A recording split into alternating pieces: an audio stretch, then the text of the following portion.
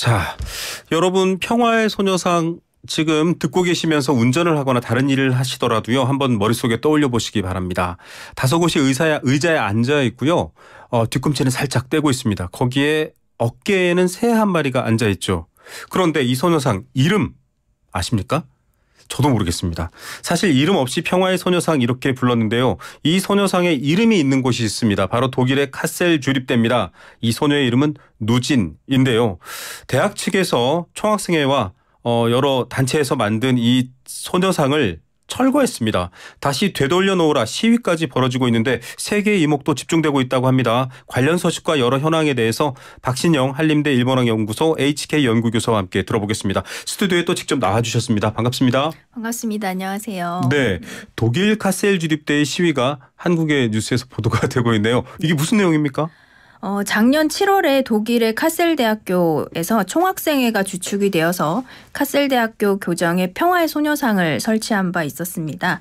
그런데 올해 3월 9일에 학교 측이 새벽에 기습 철거했다라는 소식이 전해졌고요. 네. 이 학교 측과 학생 측이 지금까지도 계속 대립을 하던 상황이었고 며칠 전에는 독일 카셀 지역에서 소녀상 가면을 쓰고 철거된 소녀상을 되찾기 위한 시위가 벌어지기도 했습니다. 네, 보도 사진을 봤어요. 독일인데 소녀상에 얼굴을 한 가면을 쓰고 아이들을 데리고 독일 시민분들도 굉장히 많이 참여하신 것 같아요. 누진은 어디에? 누진을 구하라. 영어로는 Where is 누진 이런 티셔츠를 입고 시위를 하던데 누진이 평화의 소녀상 이름인 건 이번에 처음 알았는데 우리 이름은 아니고 여기서 부른 이름인가 봐요. 네. 카셀 대학교에 설치되어 있는 그 평화의 소녀상 이름이 누진인데요. 이 누진이라는 단어는 쿠르드어로 새로운 인생이라는 의미를 갖고 있다고 해요. 쿠르드어요? 네.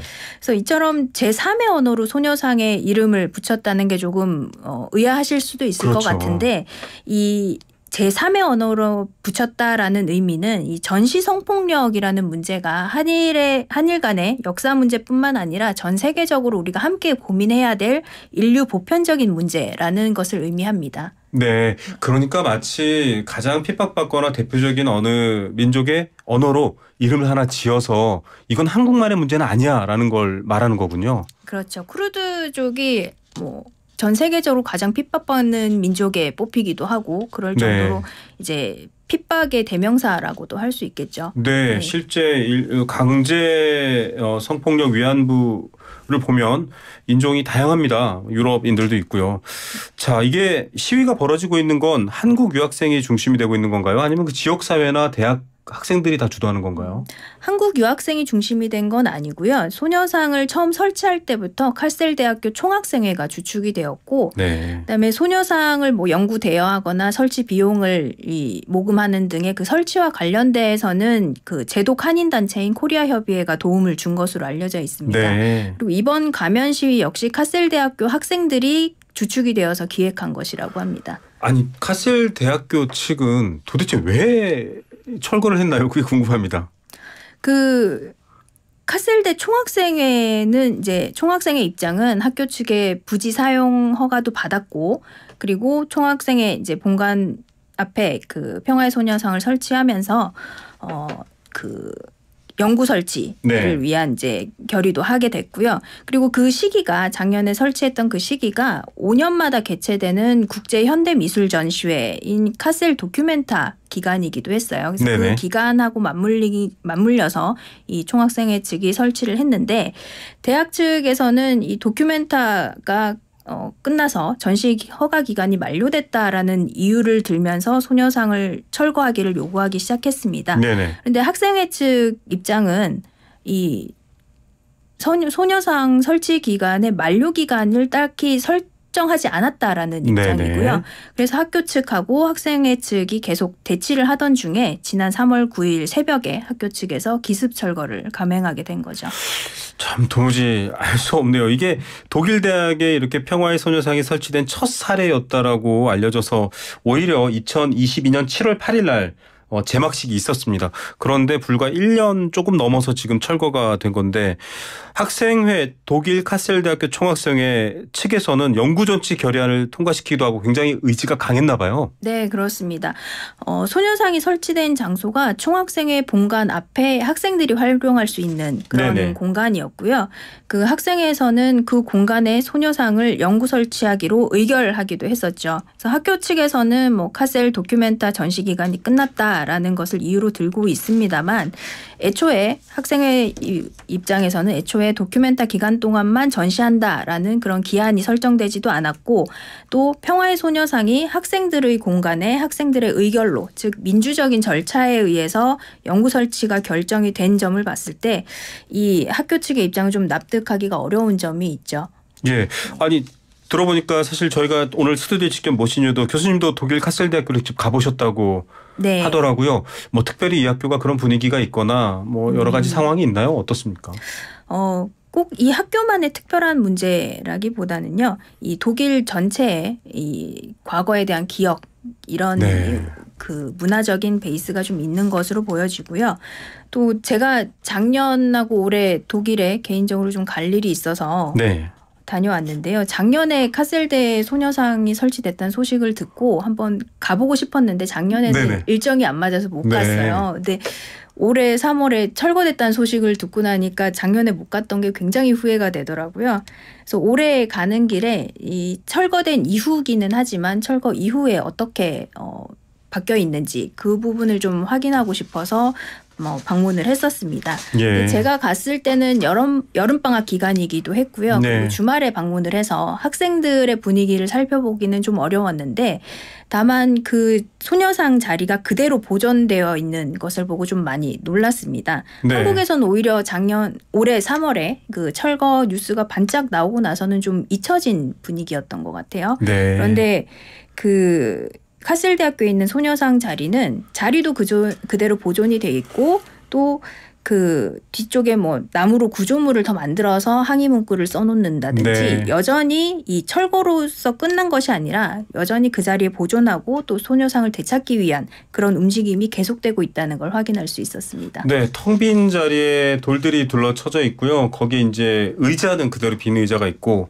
누진 블라이트, 누진 영원하라 뭐 이런 말들이 네. 적혀 있습니다. 독일은 사실 일본은 이 평화의 소녀상 굉장히 신경질적으로 반응하고 미국에서 벌어진 많은 일들은 그간 보도가 됐습니다. 네. 일본 측이 좀 집요하게 미국의 주정부라든지 미국에서는 철거하라고 압력을 넣고 로비도 하고 이런 게 있잖아요. 네. 독일은 좀 남다른 의미가 있을 것 같은데 이번 건도 사실 일본 정부가 개입돼 있나 좀 궁금해하시는 분들인데 어떻게 추정하십니까? 지금 학생회 측 주장하고 또 코리아 협의회 같은 이 관련된 일을 하시는 분들 입장에서는 일본 영사관 측에서 집요하게 학교 측에 뭐 로비를 했다 이런 주장들을 계속 하고 계시죠. 네. 독일에서는 그래도 이렇게 일본과 좀 비교해서 보자면 똑같은 2차 대전 전범 국가지만 과거에 대한 반성이나 이런 부분 독일에서는 택시를 잡을 때도 이렇게 잡으면 네. 히틀러를 숭배하는 태도로 오해를 받아서 뭐 강력한 처벌도 있더라고요. 벌금 같은 것들이. 네. 완전 다른 것 같아요. 네. 일본학 연구소에 계시지만 어떻게 네. 보십니까? 일본하고 독일을 좀 비교한다고 하면요. 제가 이제 독일을 여행하면서 좀 느낀 점들을 하나의 키워드로 얘기해 보자면 기억하기의 나라다라고 느꼈어요. 나라다. 네. 독일은 뭐 여러 박물관이나 뮤지엄을 좀 다니다 보면은 한 가지 공통점이 있는데요. 네. 그것은 바로 나치에 대한 기록을 굉장히 많이 하고 있다라는 점이에요. 네. 뭐 예를 들어서 석탄과 관련된 박물관에 가면 이 석탄을 나치가 어떻게 이용해서 전쟁에 활용했는지, 네. 혹은 뭐 그 동화책으로 유명한 그림 형제 있죠. 그 그림 네네. 형제 뮤지엄을 가면 이 그림 형제가 언어학자이기도 해서 네. 독일어 사전을 이제 처음 만들기 시작한 것으로 유명한데요. 그 독일어 사전 작업이 나치 통치하에서는 어떻게 진행이 됐는지 이런 세세한 것들이 굉장히 많이 기록이 되어 있고요. 그다음에 뭐 좀 오래된 건물 같은 경우는 건물 외벽에 동판으로 여기는 나치 시절에 어떻게 이용이 됐던 건물인지 혹은 이 건물에서 누가 이 유대인들이 몇 명이 탈출을 시도했고 몇 명이 뭐 여기서 탈출해서 배를 타고 덴마크로 갔고 혹은 사망했고 이야. 이런 세세한 기록들이 이 독일 전역에 굉장히 많이 기록이 되어 있습니다. 네. 그래서 이런 있는 대로 기록하고 기억한다라는 점이 어떻게 보면 과거를 있는 그대로 직시할 수 있는 힘이라고 생각이 되고요. 그런 힘이 결국은 또 사죄할 수 있는 그런 원동력이 되는 것이 아닌가라고 생각을 합니다. 네. 그래서 그런 점에서 좀 비교했을 때 여전히 과거사에 대해서는 부정하고 왜곡하는 것이 기본 입장이 되어 있는 그 일본의 모습을 보면 기록하고 기억한다라는 것이 얼마나 중요한 것인지 좀 생각을 해보게 되죠. 네. 그래서 근데 이렇게 기억하기의 나라인 독일에서 소녀상 철거라고 하는 역사 지우기가 자행되었다는 점이 시사하는 바가 결코 가볍지는 않다고 생각합니다. 네, 향후 독일에서는 어떻게 바라볼지 또 뭐 정부 차원의 대응은 좀 다른 문제일 수 있습니다. 외교적으로. 근데 한인 사회나 한국 정부가 어떤 태도를 취할지도 중요한 문제인 것 같고요. 교수님 얘기를 듣다 보니까요. 과거를 직시하고 저질렀던 일, 벌어진 일들을 계속 기록하고 기억하고 본다라는 게 결국은 그 과거로부터 탈출하는 방법인데 그거를 계속 왜곡하거나 뭐 이렇게 하는 경우는 오히려 그 과거 안에 갇혀 있다는 생각이 듭니다. 그렇죠. 독일은 미래로 가고 있고 일본은 과거에 갇혀 있나 이런 생각이 드는데 우리나라에서도 보수단체가 소녀상 철거를 요구를 해요. 마치 소녀상이나 이런 것들에 대한 부분들을 어떤 정치적 입장 차이처럼 오해하시는 분들도 있는 것 같고요. 이런 분들을 보면 뭐 관련 연구자로서는 어떤 생각 드시나요? 뭐 위안부가 뭐 강제 동원된 게 아니다, 거짓이다 이렇게 네네. 주장하는 분들도 많은 것으로 알고 있는데요. 일단 피해자들의 증언과 증거가 계속 존재하는 상황에서 무조건 거짓이라고 주장하는 것은 뭐 그야말로 역사 왜곡이라고 할 수 있겠고요.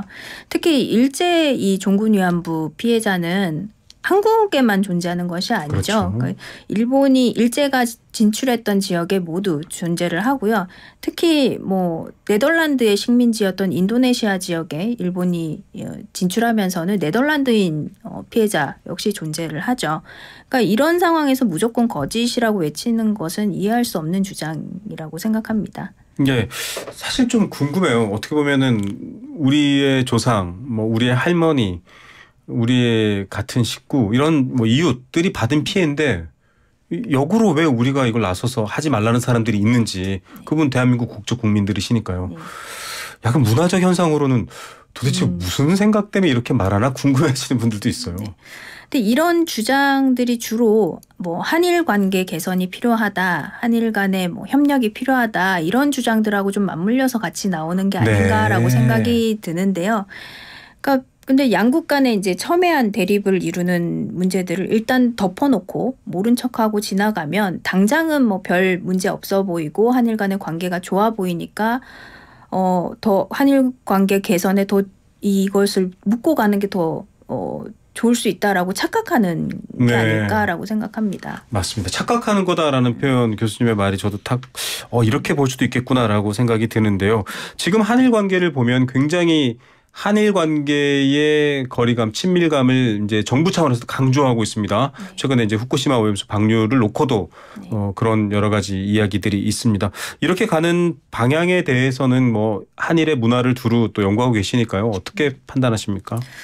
뭐 요즘 같은 세계화 시대에서 어떤 나라건 간에 딱 고립돼서 살기는 그렇죠. 사실 불가능하죠.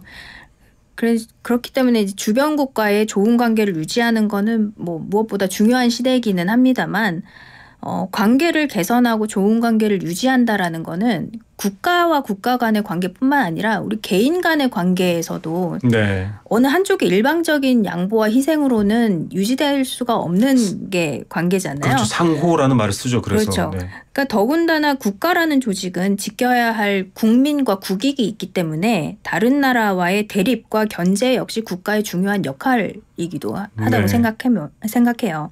그래서 한일 관계라는 것은 뭐 협력도 당연히 필요하지만 과거사 문제 같은 거에서는 우리가 절대 또 물러설 네. 수 없는 지켜내야 할 부분도 반드시 필요합니다. 그래서 그런 점에서 최근에 한일 협력만을 강조하는 듯한 분위기는 조금 우려스러운 부분도 있습니다. 네, 단순하게 한 가지만으로 뭐 악수를 내민다고 해결되는 문제가 아니고요. 그간에 풀어야 될 문제들도 다 짊어지고 가야 양국 간의 관계다라는 그걸 하나를 덮어둘 수는 없다라는 교수님의 말씀이셨고 이건 뭐 그냥 객관적 설명으로도 받아들일 수 있는 부분입니다.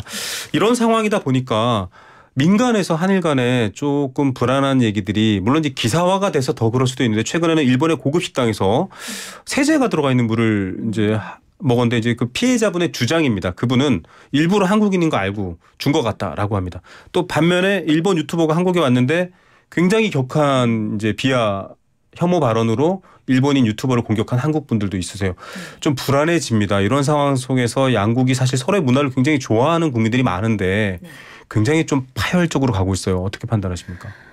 저도 기사로 안타까운 뉴스를 접했는데요.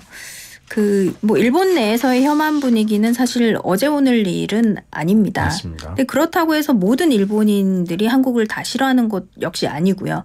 그러니까 일부 사람들의 혐한 발언 혹은 뭐 그런 행동들이 마치 일본 전체의 혐한 분위기가 확산되고 있는 것처럼 좀 확대 보도되는 측면도 없지 않아 있다고 봅니다.